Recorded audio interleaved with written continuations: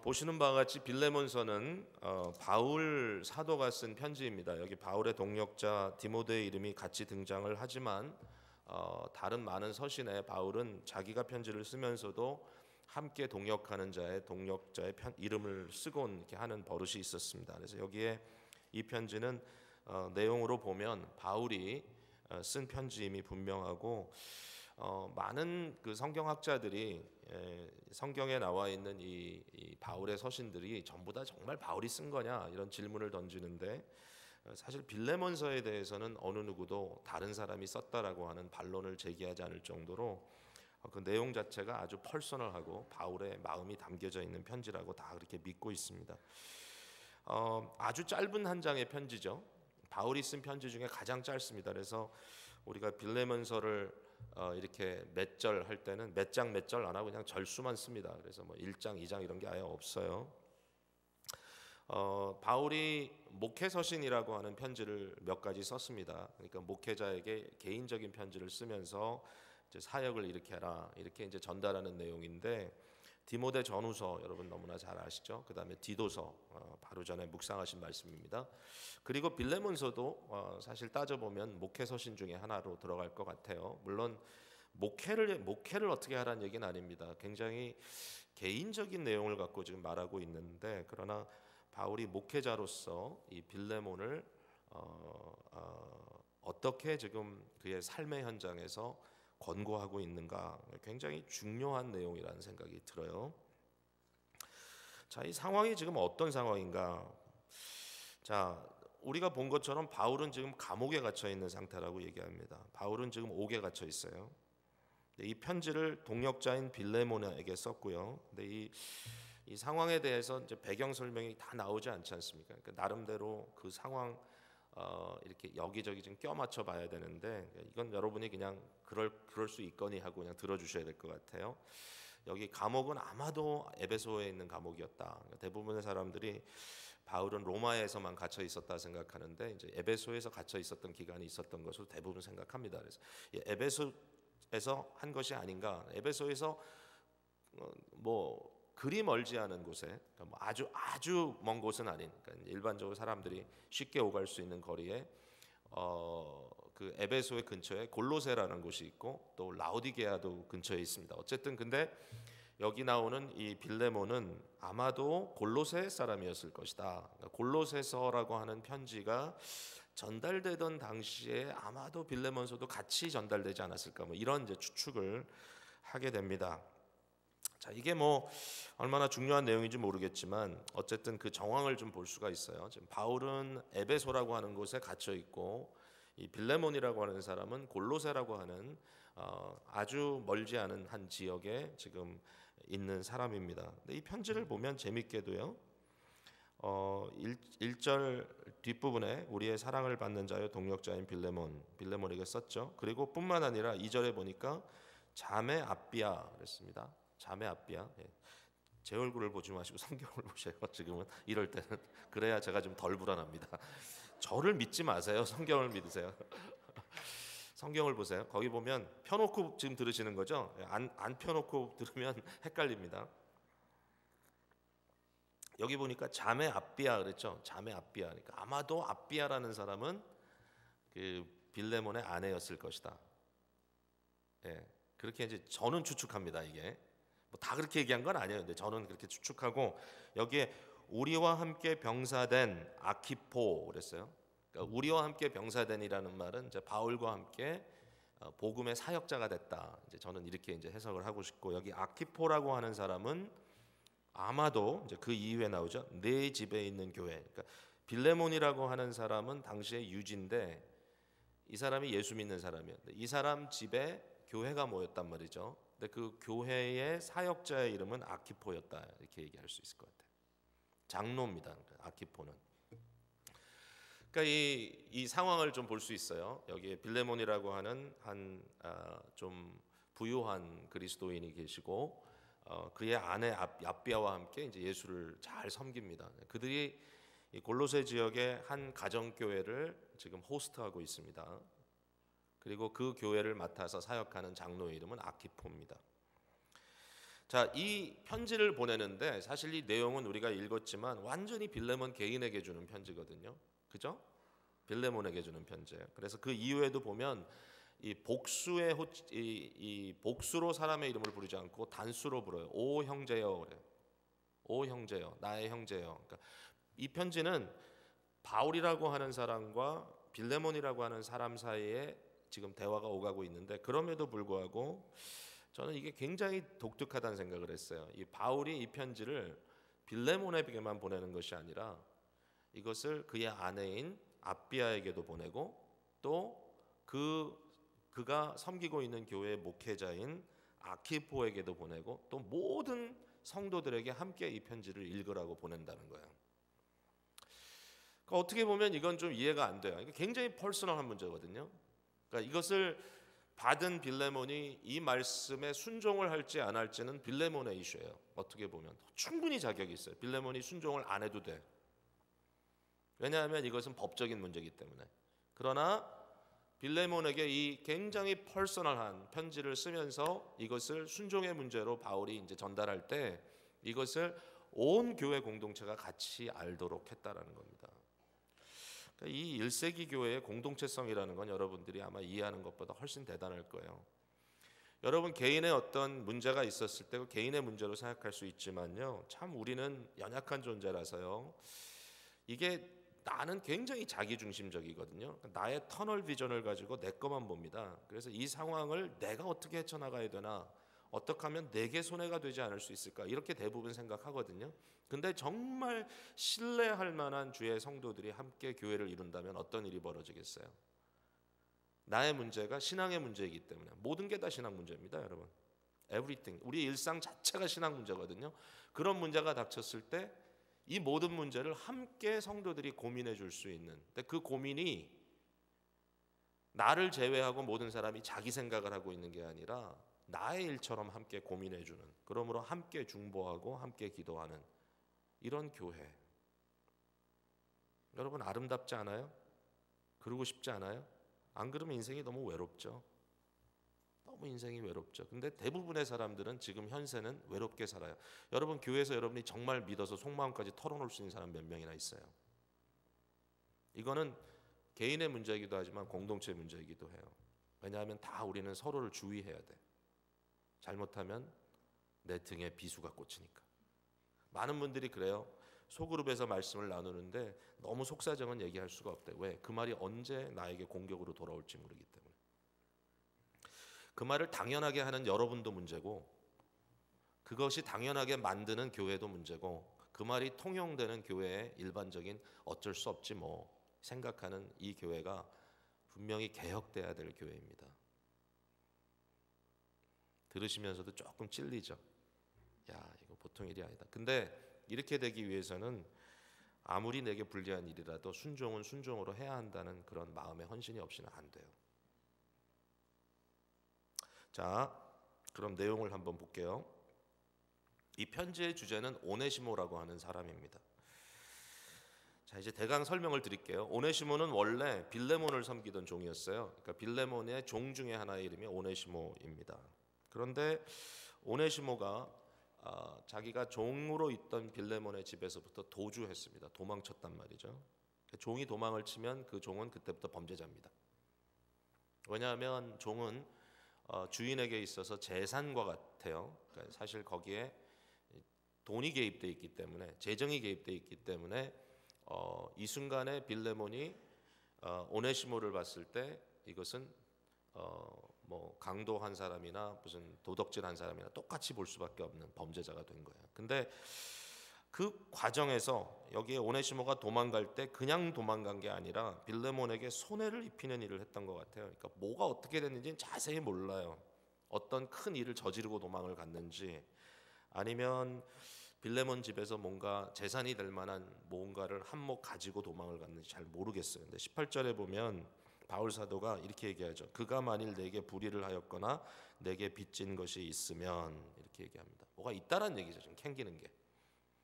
그러니까 오네시모가, 이 종이 빌레몬이라고 하는 주인에게 큰 해를 입히고 지금 도망을 갔어요. 근데 이 오네시모가 도망을 간 가운데 어떤 일이 정확하게 있었는지 모르겠어요. 그러나 아주 우여곡절이 있던 가운데 바울이 갇혀 있는 옥에 같이 있게 됐어요. 이게 하나님의 섭리예요. 놀라운 일이에요. 근데 바울이 오네시모를 보니까 한 종인데 이 사람이 어디서 왔나 이렇게 물어보니까 놀랍게도 골로새에 있는 자기 믿음의 형제인 빌레몬의 집의 종이었다라는 걸 알게 된 거예요. 너무 신기하잖아요. 빌레몬, 그 많은 집들 가운데, 그 많은 사람들 가운데 어떻게 하필이면 빌레몬의 종이 나와 함께 이 옥에 있을 수 있을까? 근데 바울은 옥중에서 오네시모를 복음으로 변화시켰습니다. 물론 성령께서 하신 일이지만 바울이 이렇게 얘기하죠. 너는 내가 낳았다. 복음으로 낳은 아들이 되었단 말이죠. 그래서 그냥 이 말은 전도 한번 했단 말이 아니라 예수 그리스도를 어떻게 믿어야 되는지 바울이 오네시모를 양육했어요. 양육해줬어요. 이렇게 해야 된다, 저렇게 해야 된다. 그 가운데 오네시모는 자신의 죄를 회개하고 새로운 사람이 된 거예요. 그 과정 속에. 그래서 이제 일정한 기간이 지나고 감옥에서 복역 기간을 다 마치게 된 것 같아요. 뭐 이 내용은 저희가 그냥 추측해야 다. 그리고 이제 다시 그가 어디든지 갈 수 있는 그런 상태가 되었어요. 물론 그 상태에서 그는 주인에게 돌아가야 되겠죠. 근데 그때 오네시모가 아마도 바울에게 이렇게 자원한 것 같아요. 당신에게는 분명히 당신을 돌아봐야 될 사람이 필요한데 내가 당신 곁에서 당신을 돌아볼 수 있었으면 좋겠습니다. 바울은 아직 감옥에 있었거든요. 바울 자신도 생각해 보니까 오네시모 같은 형제가 옆에 있었으면 참 든든하겠다. 오네시모를 무척 사랑한 것 같아요. 너무 좋아했어요. 그러나 그럼에도 불구하고 바울 마음속에 분명히 오네시모를 먼저 빌레몬에게 돌려보내야만 한다.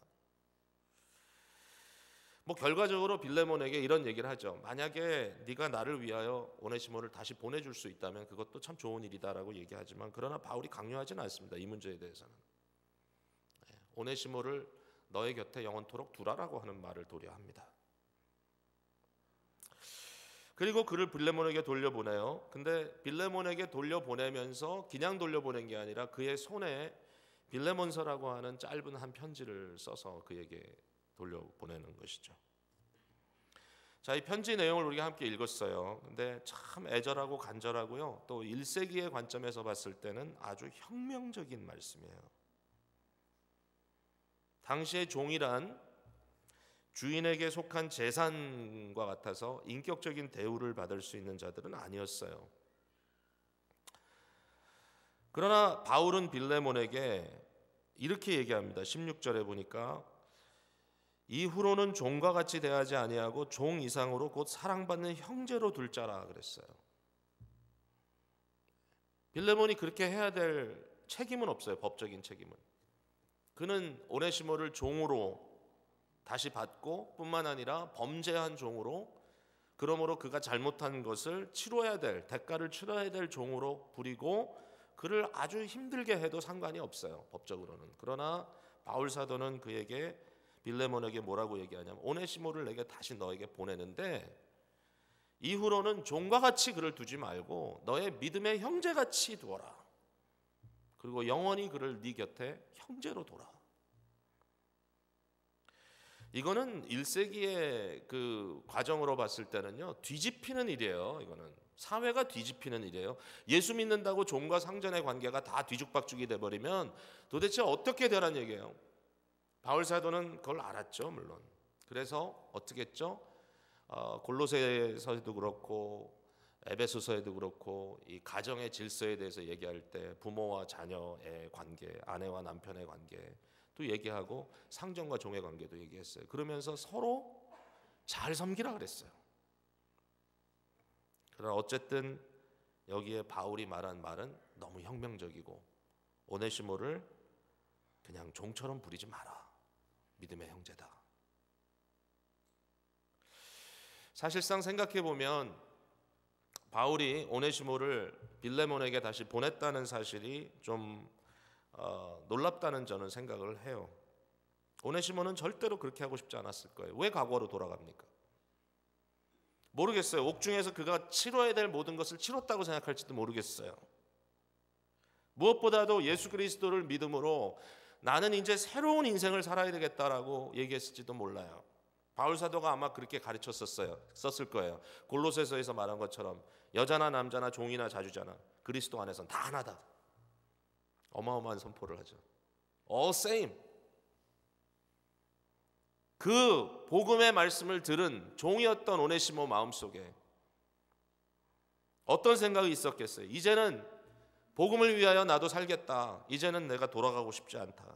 바울과 함께 있는 것이 나에게는 천국이다. 그러나 바울은 오네시모를 보냅니다. 가장 극심한 현실적인 문제의 자리로 그를 다시 보내. 그러나 그의 손에는 바울의 편지가 들려져 있어요. 많은 분들이 빌레몬서를 가지고 이거 어떻게 우리가 이걸 봐야 되나 고민합니다. 이건 개인적인 편지이고 신학적인 내용도 별로 없고 사실 거의 없죠. 그렇다고 뭐 목회를 어떻게 잘해라 이런 내용도 별로 없고 이 편지를 어떻게 봐야 되냐. 근데 저는 빌레몬서를 묵상하면서 이런 생각이 들었어요. 이것은 마치 바울이 그리스도를 모델링 해주는 장면인 것 같다. 우리는 다 오네시모 같은 존재들. 우리가 빌레몬이 아니에요. 우리는 다 오네시모 같은 존재들.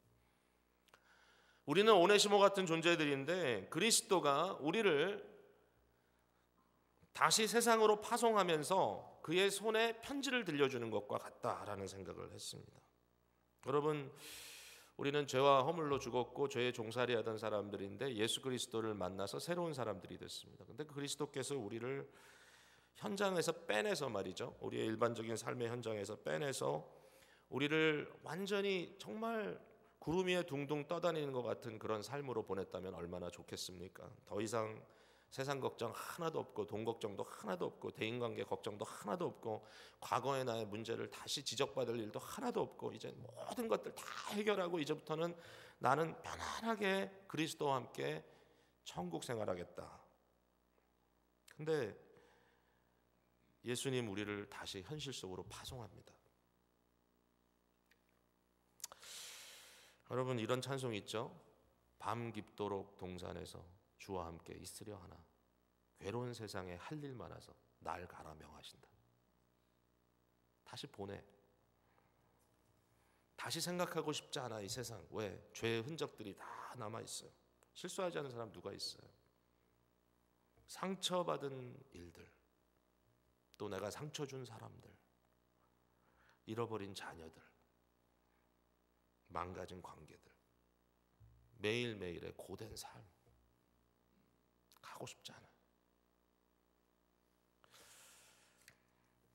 사실 제가 소위 말하는 1.5세로 자라면서 일상생활이 이렇게 행복하지가 않았던 것 같아요. 어린 시절에. 근데 교회만 오면 너무 좋았어요. 교회만 오면 그냥 내 세상. 근데 밖에 나가면 너무 힘들었어요. 내 시간이 없었어요. 하루 종일 또 학교 갔다 와서는 저녁에 일해야 되고 밤 10시나 돼야 그릴 다 닦고 청소하고 집에 가면 거의 밤중인데 숙제하고 자면 12시 지나고 아침 일찍 학교 가야 되고 그러면서 살았어요. 토요일 하루 종일 일하고. 안 믿어지죠? 다들 저는 금수저 은수저 물고 태어난 줄 아는 사람들이 혹시나 있는데 오해하지 마세요. 그런 시절이 다 있었죠. 근데 교회만 가면 그렇게 좋더라고요. 주일날은 저녁 예배까지 꼬박 드리고 그것도 끝나고 나면 집에 가고 싶지 않아가지고 누구라도 남아있는 사람 없나 또 나가서 커피 마시고 그냥 밤 늦게 돼서 들어가면 또 일주일 어떻게 사나. 근데 가라 그래요. 한편은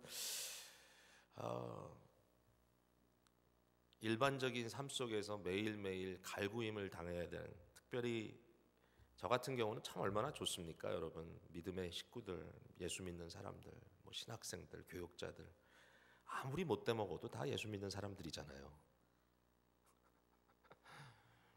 그래도 다 할 말이 있잖아요. 그런데 참 불신 세상 가운데서 정말 버릇도 없는 그런 사람들을 대하면서 살아야 되는 많은 성도님들의 현실이 얼마나 어렵겠는가. 근데 주님은 여러분을 보내십니다. 보낸단 말이죠. 근데 여러분의 손에 들려져 있는 게 뭔지 아세요? 예수 그리스도의 천거의 편지입니다. 예수님의 편지가 들려있어요. 예수님의 편지에는 뭐라고 써 있을까요? 오네시모의 손에 들려 있었던 바울의 편지에 쓰여져 있던 그 내용 이상일 거라는 생각이 들었습니다. 여기에 바울은 오네시모의 손에 들려진 편지에 오네시모에 대해서 이렇게 쓰고 있습니다. 우선은 이렇게 쓰고 있습니다. 내가 너를 새로 태어나게 했다. 너는 새로 태어났다. You are newly born. 10절에 그렇게 써 있죠. 갇힌 중에서 낳은 아들 오네시모를 위하여 내게 간구한다. 비록 오네시모를 힘들고 어려운 삶의 현장으로 보내고 있지만 그러나 그 순간에 바울은 그에게 너는 새롭게 태어난 자다. 이 사람은 새로 태어났어요. 저와 여러분은 새롭게 태어났다. 거듭난 사람입니다. 옛사람을 청산하고 새 사람으로 새롭게 시작되었다는 뜻입니다. 그리스도께서는 우리를 그의 성령으로 거듭나게 하셨어요. 거듭나지 아니하면 하나님의 나라를 볼 수 없다고 말씀하셨는데 바로 그리스도께서 우리를 성령으로 거듭나게 하셨습니다. 누구든지 그리스도 예수 안에 있으면 새로운 피조물이라 보라 이전 것은 지나갔으니 새 것이 되었도다. 이게 우리의 모습입니다. 여러분 그리스도 안에서 새롭게 태어났다면 우리에게는 새로운 가능성, 새로운 변화의 삶의 길이 열려 있다라는 말씀입니다. 근데 새 출발이라는 게 참 쉽지가 않아요. 새 출발을 하고 싶은데 잘 안 돼요. 과거라고 하는 무거운 짐이 우리를 누르고 있어요. 과거에 배게지가 있단 말이에요. 그런데 예수 그리스도는 우리가 새로운 삶을 시작하게 하시기 위하여 우리의 죄와 허물, 우리의 짐을 대신 지어주신 거예요. 그리고 그의 의를 우리에게 전가해 주셨어요. 우리를 불꽃 같은 눈으로 보시는 하나님 그의 눈앞에서 우리를 의롭다 칭함받도록 해주셨어요. 의롭다.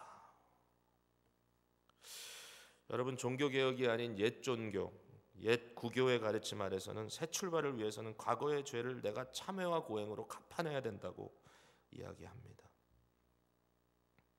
자신을 스스로 괴롭혀서 죄의 값을 치러야 한다. 물론 죄를 속죄하는 것은 절대로 값싼 일이 아니에요. 우리가 구원파의 오류에 빠지면 안 돼요. 나의 죄값이 문제가 되지 않는 건 아니에요. 나와 상관이 없는 것 아니에요. 그러나 놀라운 것은 예수 그리스도께서 그 값을 대신 치르신다는 거예요. 칭의의 교리가 그겁니다. 바울 사도가 빌레몬에게 오네시모에 대해서 얘기하죠. 18절에 그가 만일 내게 불의를 하였거나 내게 빚진 것이 있으면 그것을 내 앞으로 계산하라. 내 앞으로 계산하라. 내가 갚아주겠다. 예수님의 마음입니다. 우리는 분명히 죄와 허물이 있는 자들입니다. 그러나 우리는 새로 태어났습니다. 과거에 매여서 살 필요가 없어요. 그리고 과거에 매이지 않기 위하여 그리스도께서 우리를 위하여 자기 목숨을 내어주셨다는 사실도 절대로 잊어서는 안 됩니다. 두 번째, 그리스도가 우리에게 뭐라고 말씀하실까? 바울 사도의 말처럼 생각하자면 이렇게 말씀하시는 것 같아요. 너는 유익하다. 너는 유익하다. You are useful. 11절에 그가 전에는 내게 무익하였으나 이제는 나와 내게 유익하다. 그리스도 안에서 우리의 삶은 하나님의 영광을 위하여 살 수 있는 새로운 기회를 얻게 된 것입니다. 과거에는 우리가 죄의 종이었기 때문에 우리의 몸을, 우리의 지체를 죄의 도구로 드렸어요. 사탄에게 내어줬어요. 그러나 예수 그리스도 안에 새로 태어난 저희들을 성경은 이렇게 얘기합니다. 우리가 이제는 의의 병기다. Instruments of righteousness. 의를 위한 병기. 더 이상 너의 지체를, 너의 몸을 죄의 도구로 드리지 말아라. 이제 너는 너의 몸을, 너의 삶을 의의 도구로 드려라. 여러분, 죄라는 것은요, 그 속성이 허무합니다. 아주 허비입니다. 허비, 방탕입니다.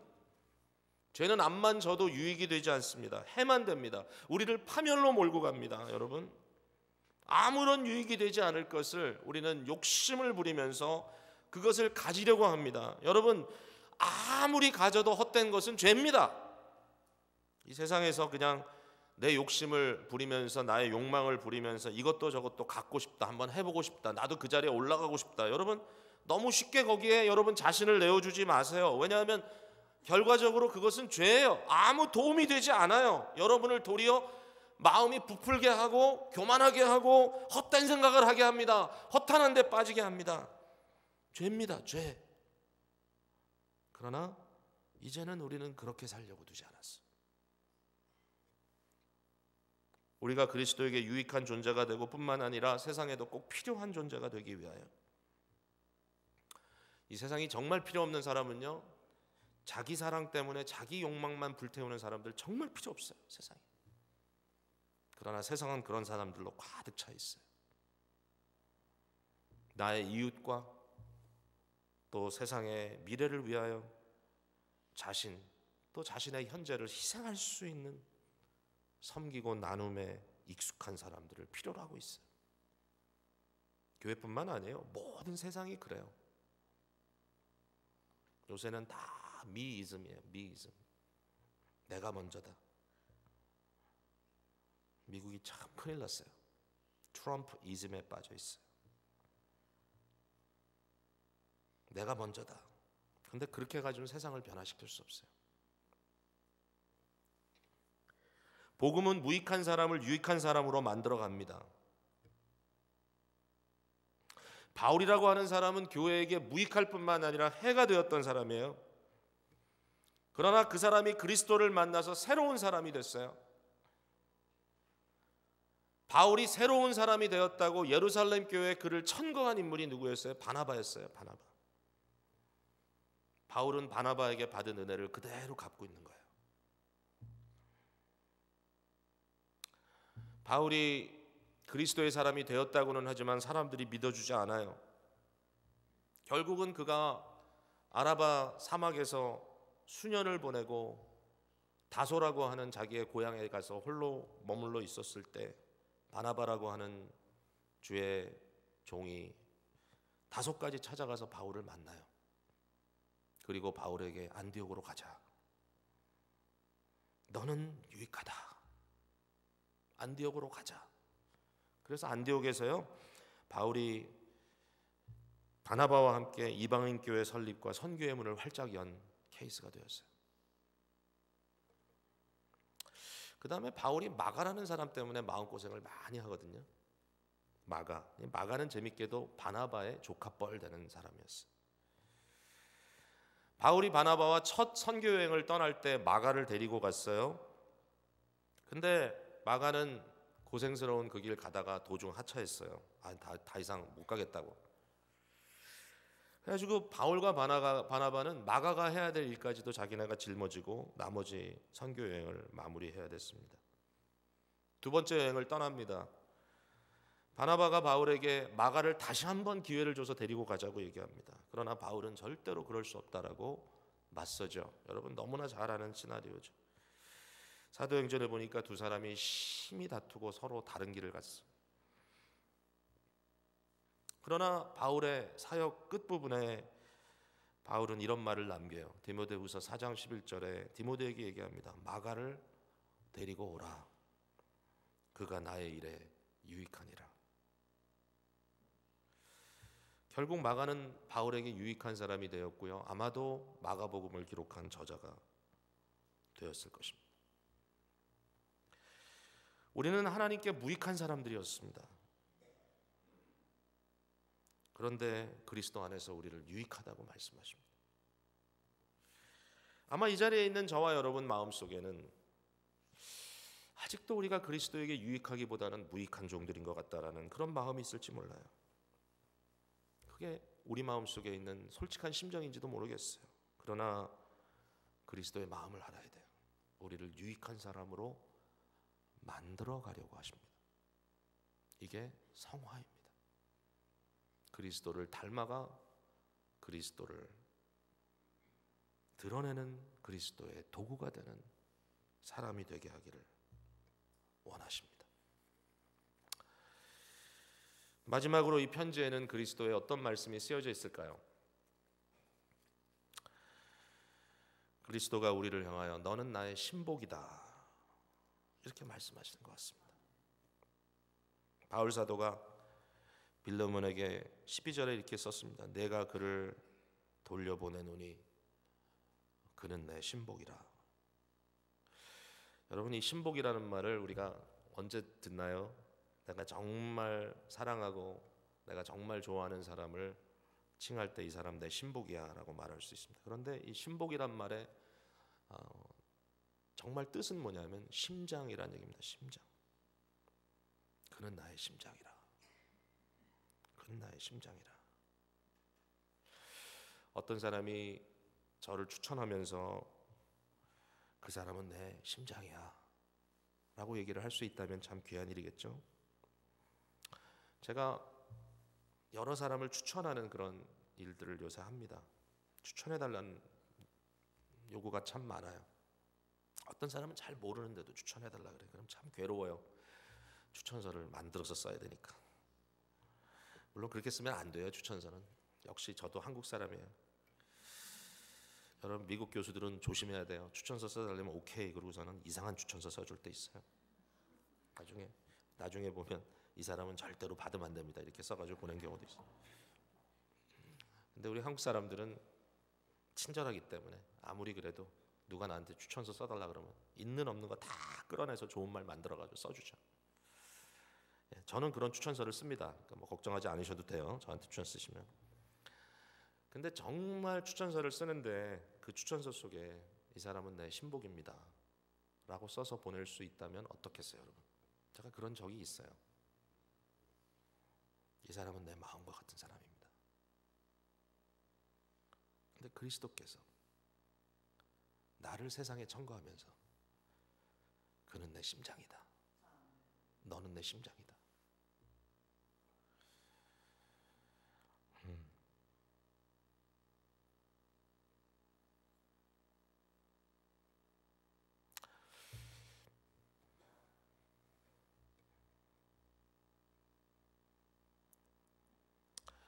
요한복음 13장 1절에 보면 예수님께서 세상에 있는 제자들을 사랑하실 때 끝까지 사랑하셨다고 말씀하셨습니다. 바울이 얘기합니다. 누가 우리를 그리스도의 사랑에서 끊으리요? 환난이나 곤고나 박해나 기근이나 적신이나 위험이나 칼이랴. 내가 확신하노니 사망이나 생명이나 천사들이나 권세자들이나 현재일이나 장래일이나 능력이나 높음이나 깊음이나 다른 어떤 피조물이라도 우리를 우리 주 그리스도 예수 안에 있는 하나님의 사랑에서 끊을 수 없으리라. 저와 여러분은 이런 사랑을 받은 자들입니다. 여러분, 이 사랑을 느끼십니까? 예수님을 3번이나 부인한 베드로에게 예수님이 찾아가서 네가 나를 사랑하느냐? 예수님은 그를 사랑하셨습니다. 또 찾아오셨습니다. 그러나 그의 마음속에 있는 그리스도의 사랑을 이해하는 인격적인 이해력을 테스트하십니다. Do you love me? 내가 너를 사랑한 것 같이 너도 나를 사랑하느냐? 사랑한다면 세상으로 가라. 너는 나를 위하여 네가 원치 않는 죽음을 죽을 것이다. 그러나 가라. 너는 나의 심장이다. 세상에서는 너희가 환난을 당하나 담대하라. 내가 세상을 이겼노라. 주님께서 말씀하셨습니다. 이 아침에 여러분을 세상으로 보내시면서 우리 주님께서 이런 말씀을 써서 여러분 손에 들려주셨다는 사실을 여러분 아십니까? 아셔야 합니다. 그래야 살 수 있습니다. 그래야 힘이 생깁니다. 그래야 삶의 현장에서 살아날 수 있습니다.